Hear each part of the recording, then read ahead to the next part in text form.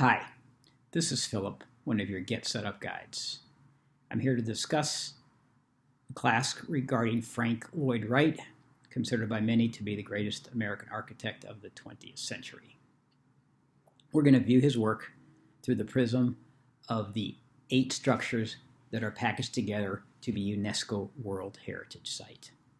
First, we'll talk about the significance of being named a UNESCO World Heritage Site, and then we'll look at the evolution of his architecture and how it impacted future architects still to this day.